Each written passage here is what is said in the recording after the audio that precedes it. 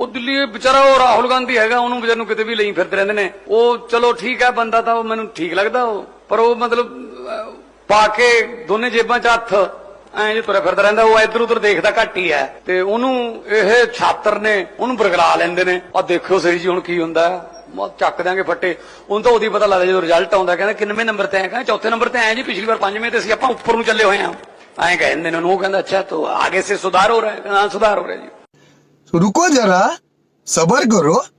आज कल्पना जी बैठे हैं, सोनिया जी बैठे हैं, मैं नमस्कार करता हूं, नमन करता हूं कि इन्होंने इतने दुख झेले, इन्होंने क्या क्या नहीं देखा अपनी जिंदगी में, आंधियां तूफान झेले, लेकिन फिर भी इतने हौसले वाले बैठे हैं।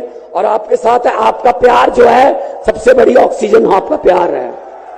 ये देश के टुकड़े टुकड़े करना चाहते हैं, जैसे राहुल जी कह रहे हैं। झाड़ू पार्टी मुर्दाबाद।